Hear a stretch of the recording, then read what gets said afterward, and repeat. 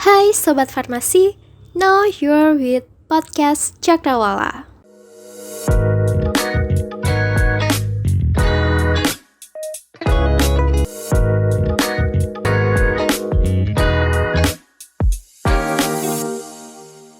Halo Sobat Farmasi Universitas Jember, balik lagi di Podcast Cakrawala.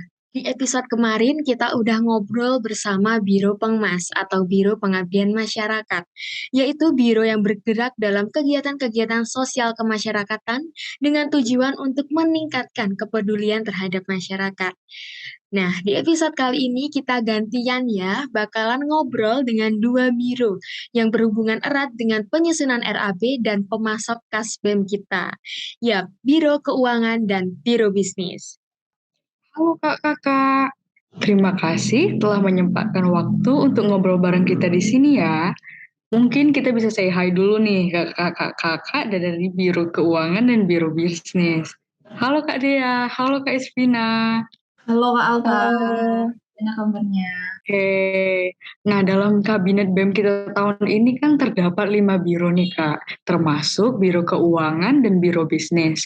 Mungkin bisa dijelaskan secara singkat, kira-kira apa sih Biro Keuangan dan Bisnis ini?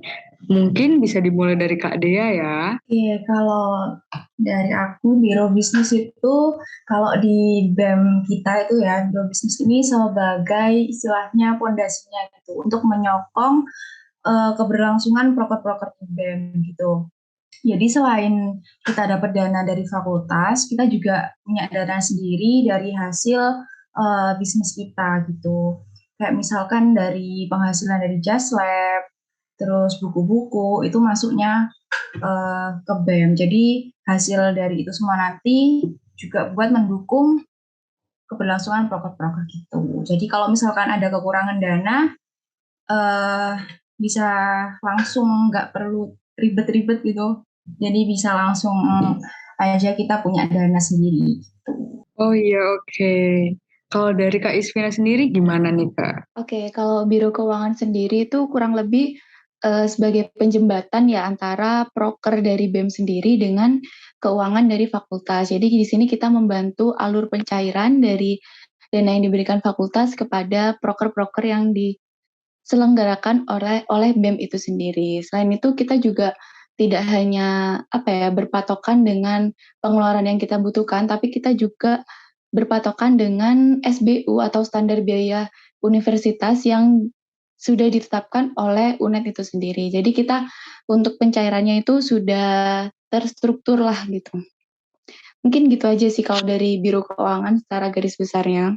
Oke, jadi seperti itu ya penjelasan singkat tentang apa sih Biro Keuangan dan Bisnis ini. Seperti yang kita tahu ya kakak-kakak, sudah menjadi harapan kita semuanya kalau setiap departemen dan biro di BMF Farmasi UNED untuk mempunyai terobosan terbaru dari setiap departemen atau biro yang dipegang. Nah, kalau dari Biro Bisnis sendiri, apakah ada beberapa inovasi menarik nih kak? Nah, kebetulan ada nih Kak yang baru banget proker ini tuh ada di periode yang sekarang. Itu ada Pharmapreneur Festival. Nah, awalnya Pharmapreneur Festival ini kita cuman mau bikinnya webinar gitu aja. Yang temanya itu tentang Pharmapreneur.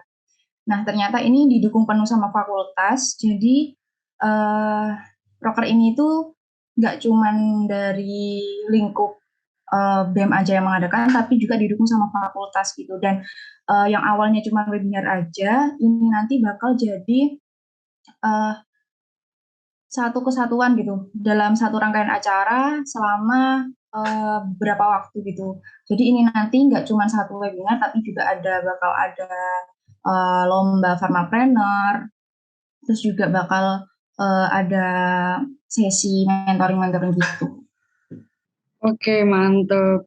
Mungkin dari Biro Keuangan apa aja nih Kak inovasi yang sudah diterapkan selama periode ini?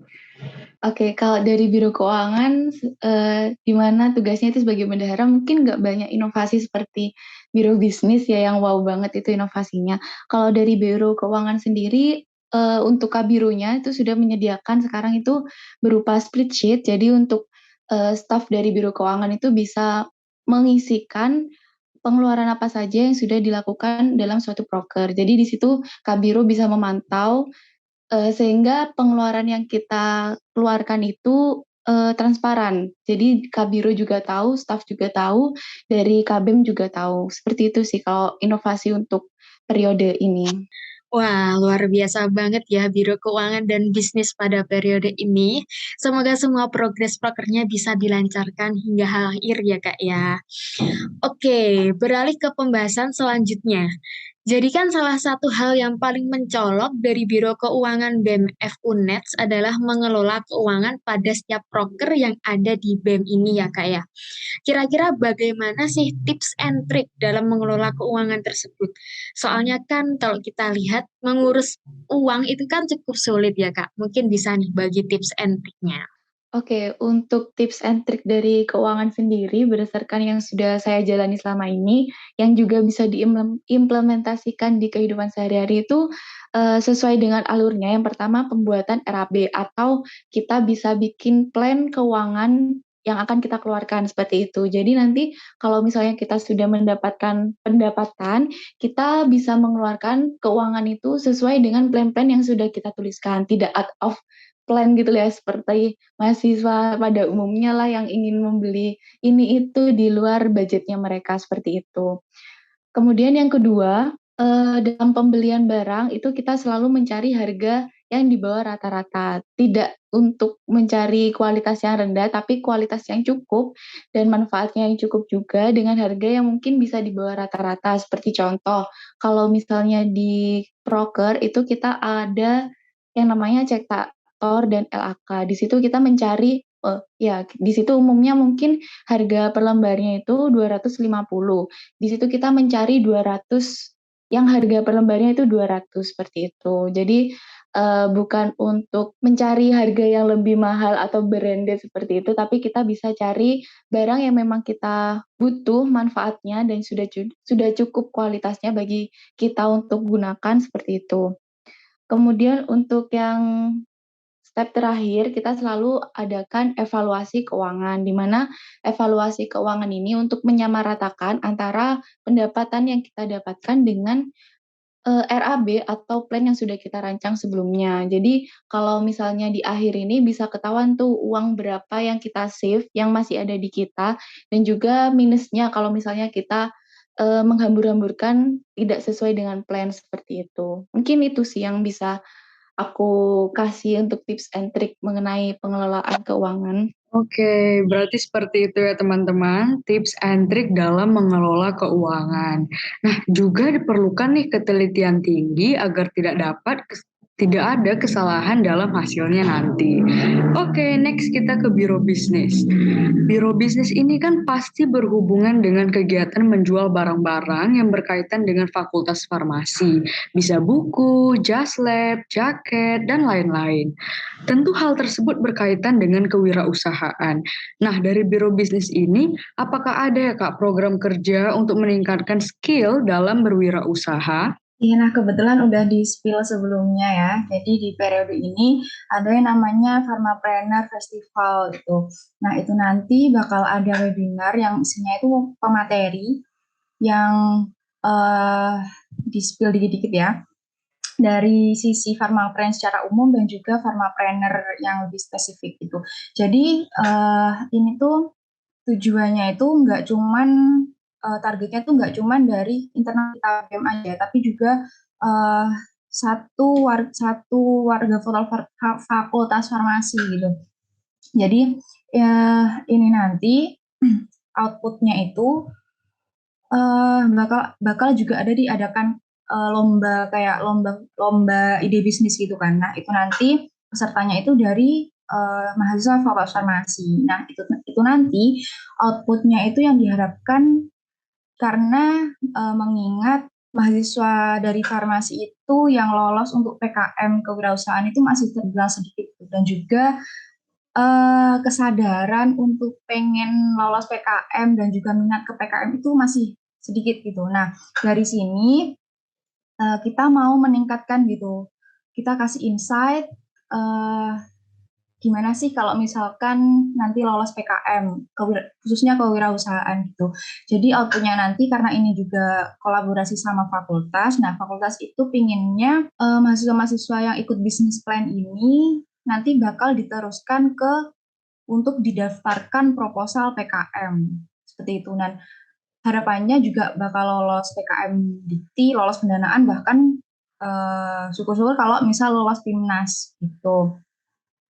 Terus kalau misal dari untuk internalnya kita sendiri itu, dari Biro Bisnis kita ada rapat bulanan gitu, selain untuk mantau progresnya, prokernya gimana aja, evaluasi, kita juga jangan juga buat ajang bonding gitu. Oh ya, terus buat yang webinar itu, Pharmapreneur Festival ini nanti, insya Allah bakal diadakan bulan depan. Itu juga kita kolaborasi sama Galenika. Itu kita bakal ada stand-stand gitu. Jadi buat teman-teman yang mungkin punya bisnis, eh, maksudnya punya bisnis itu yang masih berjalan ataupun pernah, itu mungkin bisa menghubungi kami untuk nanti di acara festival itu nanti kami ada stand dan akan dibuka stand di situ. Jadi teman-teman bisa jualan di situ gitu. Oke, luar biasa sekali ya. Baik. Banyak sekali nih terobosan-terobosan terbaru dari Biro Bisnis ini. Tentunya yang dapat mengembangkan lagi, meningkatkan jiwa-jiwa kewirausahaan dari mahasiswa farmasi ini. Yuk guys, mari kita ramaikan acara tersebut. Of Pharmacist ini tidak bisa lepas dari dunia pendidikan maupun di dunia kerja. Dan alangkah baiknya dalam berorganisasi kita bisa sedikit demi sedikit mendalami karakteristik itu. Kira-kira selama kakak-kakak sudah berkecimpung di BEM, khususnya Biro Keuangan, farmasis apa saja sih Kak yang diperoleh dari mengemban tugas di BEM?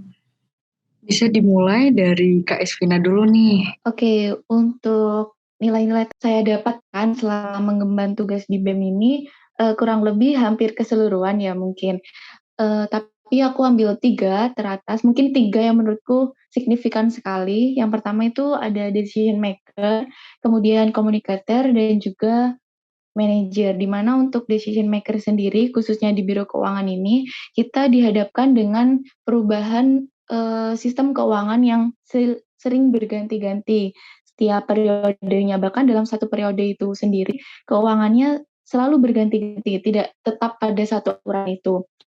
Sebagai bendahara proker itu harus memiliki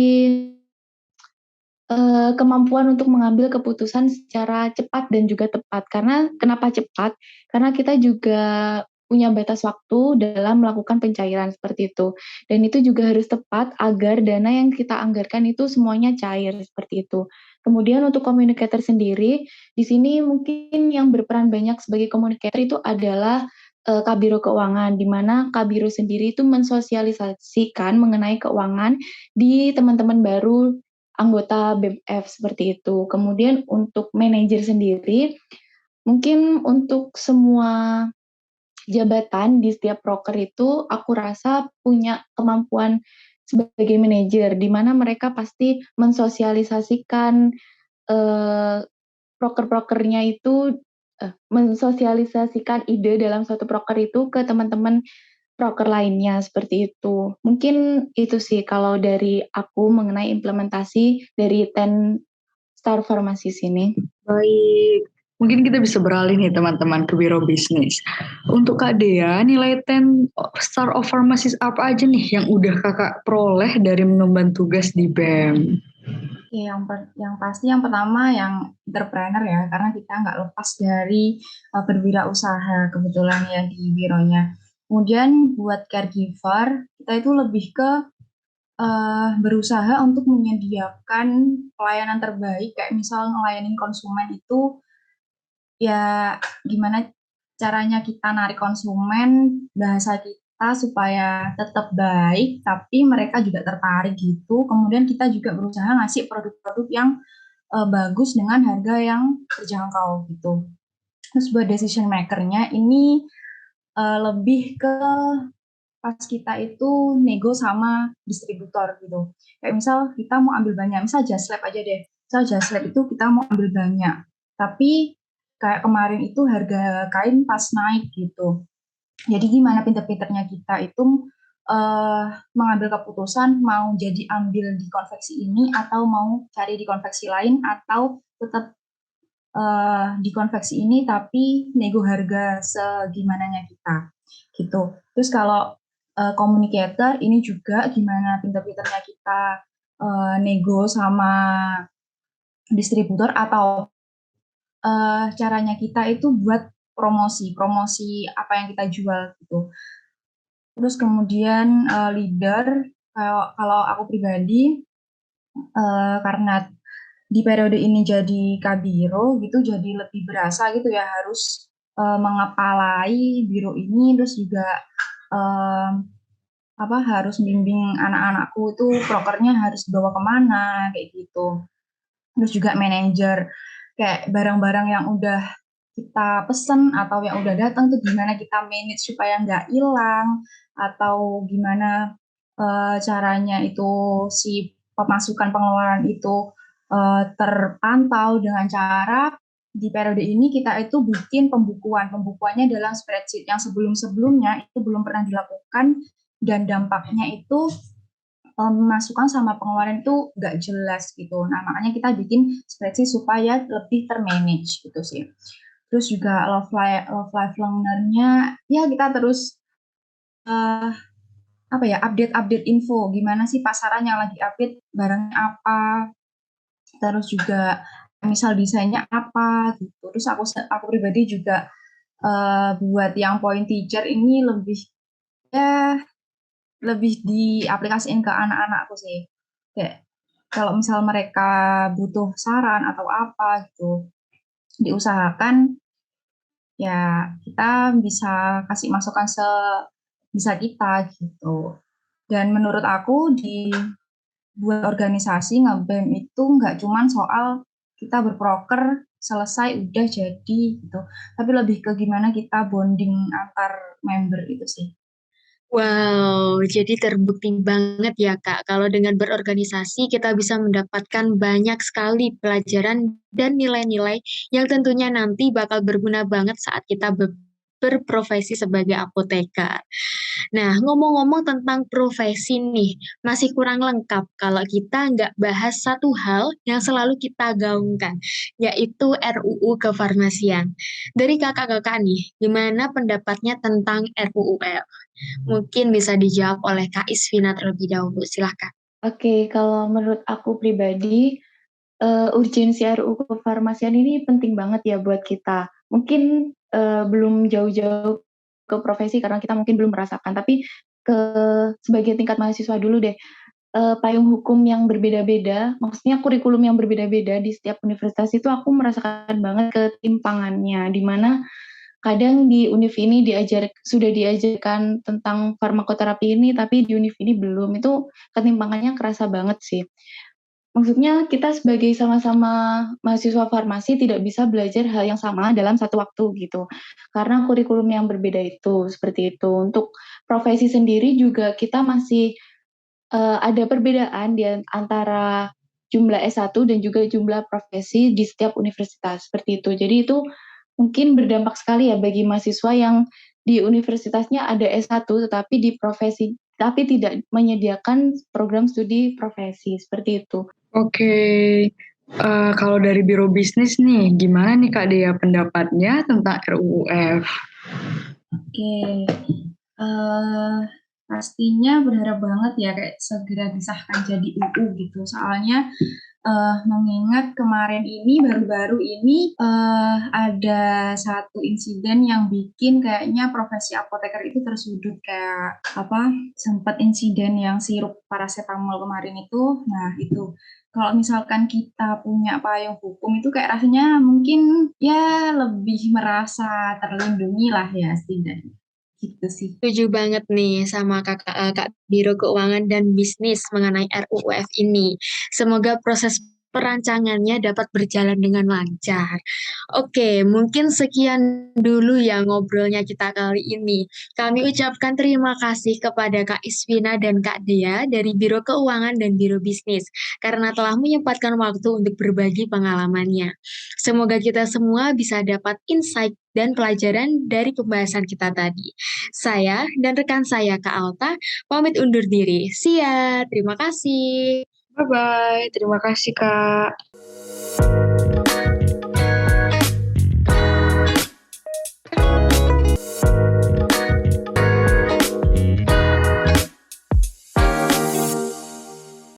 Sampai di sini. See you on another episode.